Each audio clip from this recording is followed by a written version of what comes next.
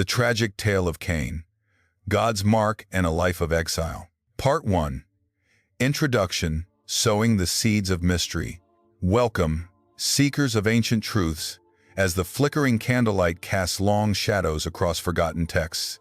Tonight, we delve into a narrative that has haunted humanity for millennia, the tragic tale of Cain.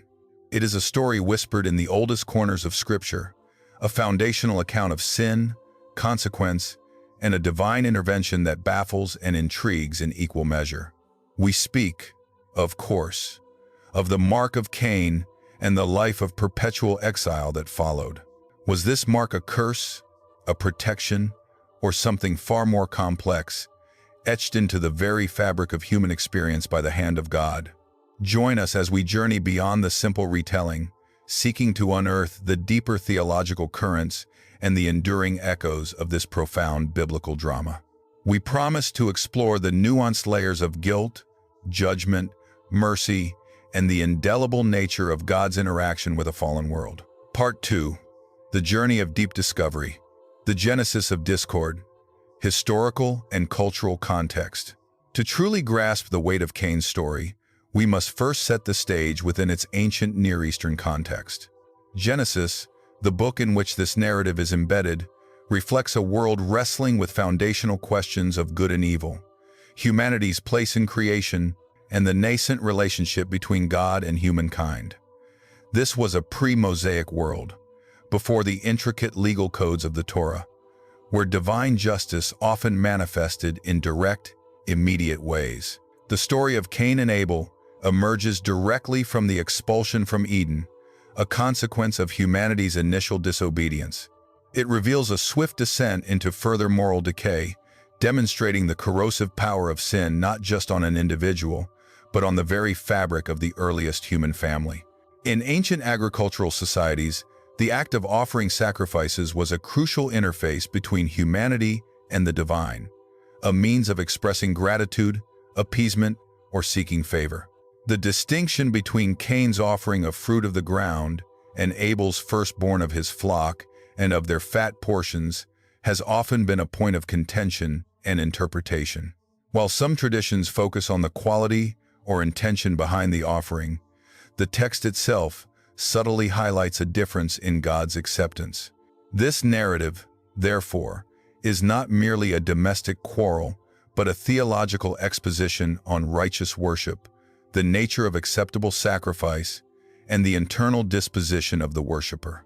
It foreshadows the complexities of covenant and law that would later define Israel's relationship with God, suggesting that true worship emanates from a heart aligned with divine will, not merely outward action. Decoding the Scripture. The act, the mark, the exile. Let us turn our attention to the biblical text itself, primarily Genesis 4, 1-16. Now Cain talked with Abel his brother, and it came to pass, when they were in the field, that Cain rose up against Abel his brother and killed him. The Hebrew word talked voya amir can imply a conversation that led to the confrontation, a chilling prelude to fratricide. The murder is swift, brutal, and without remorse in the immediate aftermath. God's immediate questioning of Cain, "Where is Abel your brother?" echoes his earlier query to Adam in Eden, "Where are you?" These are not questions born of ignorance, but of invitation to confession and accountability. Cain's defiant response, "I do not know. Am I my brother's keeper?" reveals a heart hardened by sin, attempting to evade responsibility and mocking the very concept of communal duty. The blood of Abel, however, cries out from the ground, a powerful metaphor that resonates throughout Scripture, signifying a grave injustice demanding retribution. The pronouncement of judgment is severe. "Now you are cursed from the earth, which has opened its mouth to receive your brother's blood from your hand. When you till the ground, it shall no longer yield its strength to you. A fugitive and a vagabond you shall be on the earth."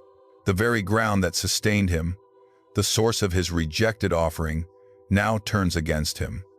His livelihood is stripped away, and he is condemned to a life of restless wandering. Yet, it is here that the narrative takes a profound turn. Cain laments, My punishment is greater than I can bear. Surely you have driven me out this day from the face of the ground.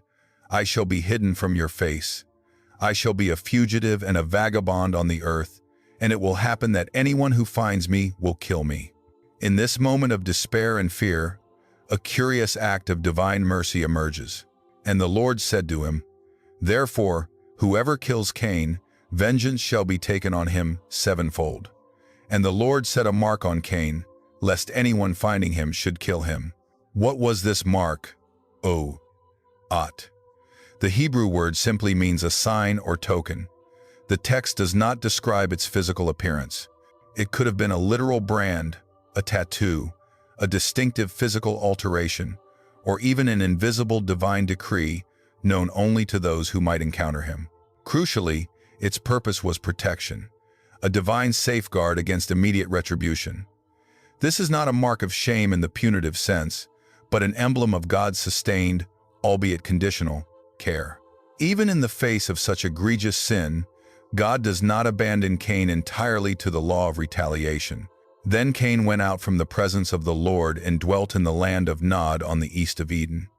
To dwell east of Eden signifies a further removal from the divine presence, a deeper spiritual exile. The land of Nod, Nod itself, means wandering or fugitiveness, reinforcing his perpetual state of rootlessness.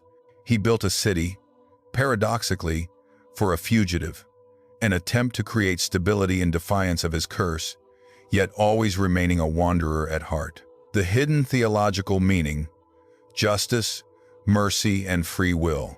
The story of Cain transcends a simple morality tale. It is a foundational theological statement. First, it underscores the immediate and pervasive consequence of sin. Cain's act of fratricide is a direct consequence of his inability to master the sin crouching at the door. Genesis 4-7, a powerful metaphor for temptation. God's warning to Cain, "If you do well, will you not be accepted? And if you do not do well, sin lies at the door," highlights human free will and the responsibility to choose righteousness. Secondly, it reveals the complex nature of divine justice and mercy.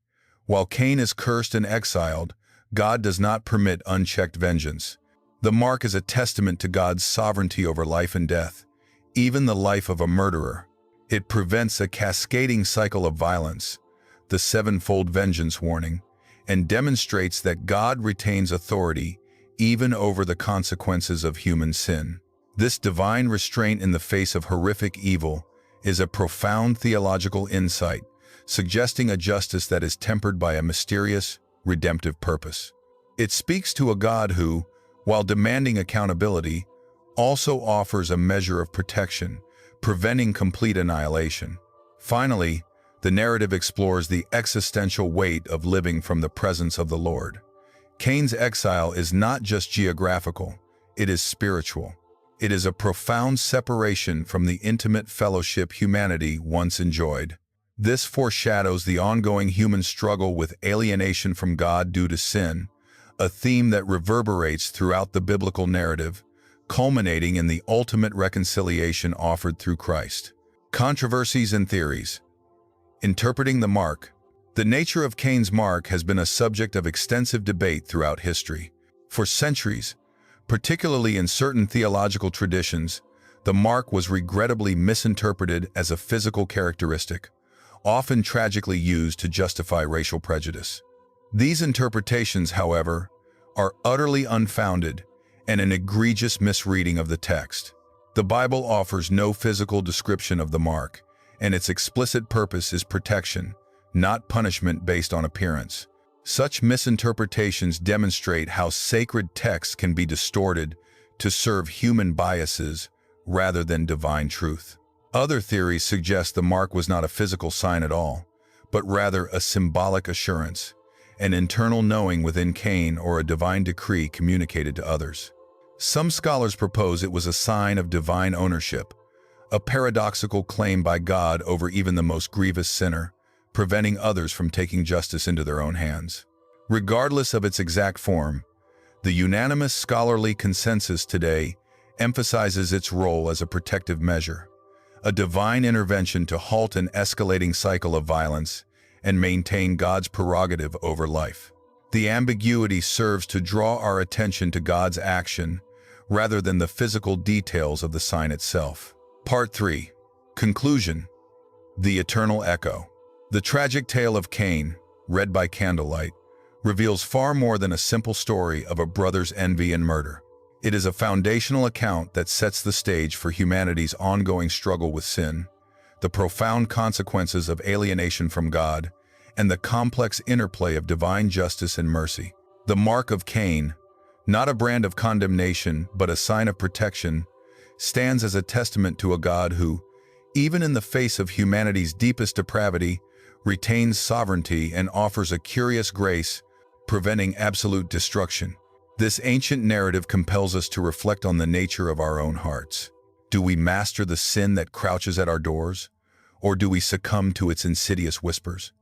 Do we truly understand the depth of God's justice and the surprising reach of His mercy? The story of Cain leaves us with an enduring question. How do we navigate a world marked by sin and consequence, seeking both justice and compassion, while always yearning to return to the profound presence of the Lord, from which we, too often, wander? It reminds us that even in exile, God's eye remains upon us, prompting us to seek reconciliation and redemption.